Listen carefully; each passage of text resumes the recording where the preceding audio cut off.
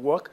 Subway workers that came to work faced their colleagues who tried to eject them, and the police have already detained 13 of those troublemakers who are stopping the few workers that came to work to ensure, that's trying to ensure the free flow of traffic. So the genesis of everything is pay hike. And like you said, this is the best time, in their own reasoning, this would be the best time to get what they want from the government. Well, I'm wondering if we could go back a bit in history, to other World Cups. For example, the one that held in South Africa in 2010. Were there similar scenarios like what's going on now in Brazil? In all honesty, not like this, but there were always problems. In South Africa, there are similar problems with transportation, but there were no strikes. The football world was wondering if South Africa could host. Few days to the start of the competition, there were issues about would there be free flow of traffic, would there be security, and all that. But when the nations came, there was football. There was no negative incident. And I'm very sure that's what's going to happen in Brazil. The protesters are just catching on this. A lot of money, they claim, have been spent, and it's true, have been spent on the World Cup. But the Brazilian president is saying that this will leave a legacy for Brazil. However, the protesters do not agree with what has been said. But if you go back in time, you've had similar incidents like this. But when football starts, like I said, everyone forgets about the strike. And of course, it's not just the World Cup. Of course, brings other opportunities with it. A lot of tourist attractions for people coming to see. People coming for the first time into Brazil are coming to see what it looks like. What do you think would be their greatest fear apart from transportation? You think security will be one of them? It should be. It should be because you look at the manpower that will be deployed to keep the protesters in check. So you begin to wonder if the people will be secure. As a matter of fact, I'm wondering how the fans will get to the stadium if the subway is grounded, so to speak. So, I mean, it's understandable if you have security fears, but I'm very sure Brazil will handle this. I'm very sure. Well, I'm hoping that this doesn't put a damper on the celebrations for the World Cup. I know Channel Television will be there live. Austin, I understand, will be attending the World Cup, especially the opening ceremony. We'll be looking forward to that. Thanks a lot, Yemi, for bringing us up to speed on that. Yemi Adebayo is on our sports desk here in Channel Television. We'll take a break now. When we come back, I'll focus on Africa. Libya's prime minister was voted into, he was voted into power and then given the boot by the Constitutional Court. We'll find out why. Please join us again.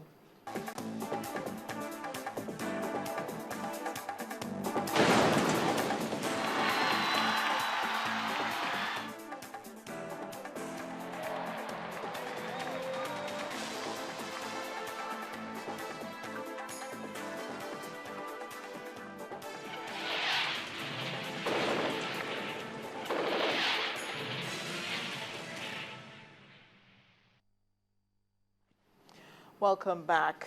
This is The World Today on Channels Television. Here in Nigeria, the military says it has killed over 50 militants believed to be members of the Boko Haram sect in northeast Nigeria.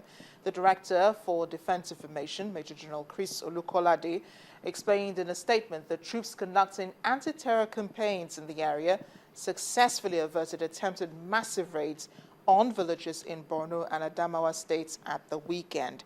The terrorists were on their way to attack selected communities were ambushed by troops along Bilta, Borno State, on receiving intelligence reports of the terrorists' intention. He added that the attack was launched against the terrorists as they filed out of the forest along Bilta to embark on their mission.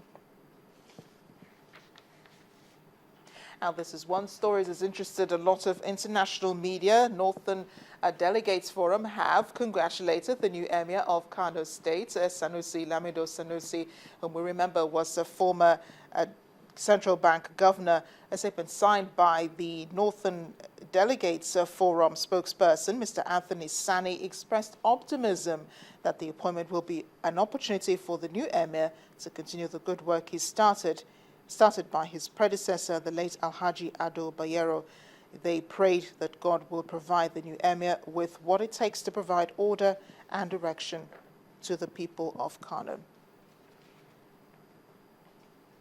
So what is the new emir really bringing to bear in his new office, and what has been his antecedents? Our next report takes a look at the man who was former governor of the Central Bank of Nigeria, and now he's in the palace. It's a truth universally acknowledged that nature abhors a vacuum. So when the news broke that the Emir of Kano, Alhaji Ado Bayero, had passed away at the age of 83 on Friday, the search for a new monarch began in earnest. As soon as the late Emir was interred, kingmakers in Kano Emirate hit the ground running and wasted no time in choosing the former governor of the Central Bank of Nigeria, Malam Sanusi Lamido Sanusi, as the sixth Fulani Emir of Kano. His choice as the new monarch was ratified by the Kano state government. The yet-to-be turbaned Emir of Kano was appointed as governor of the Central Bank of Nigeria on June 3, 2009 by late President Umaru Yar'Adua and suspended from office by President Goodluck Jonathan on February 20, 2014 after exposing a $20 billion scam allegedly committed by the NNPC. Let us first of all make it clear that out of $67 billion NNPC shipped, $47 billion has been repatriated to the central bank. Now what we're talking about is the balance of the $20 billion and what explanations have been given.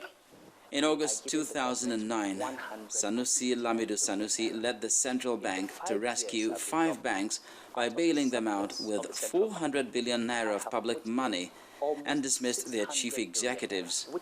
Other high points of his tenure as the Apex Bank's governor was his stance on the removal of fuel subsidy.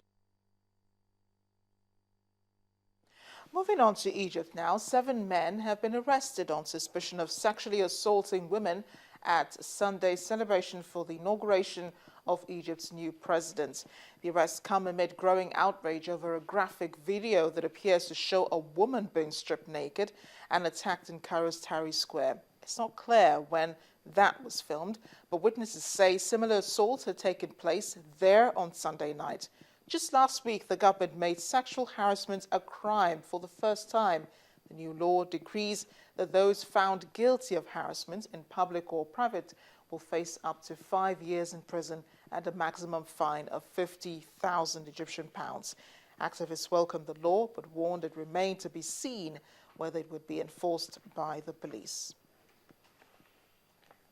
Disputed Libyan Prime Minister Ahmed Pt2 is stepping down to comply with Supreme Court ruling that his election was unconstitutional. Libya's parliament, where the chaotic votes took place last month, also said it would respect the Monday ruling.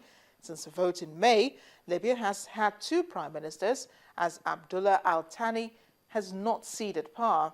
3 years after Muammar Gaddafi was ousted, Libya remains engulfed by chaos. Mr. Pt2 on Monday said it would be the first to comply with the rulings of the judiciary. The 42-year-old businessman from Misrata is not an Islamist but was elected with the support of Islamist blocs. Elections are due later this month to replace the interim government.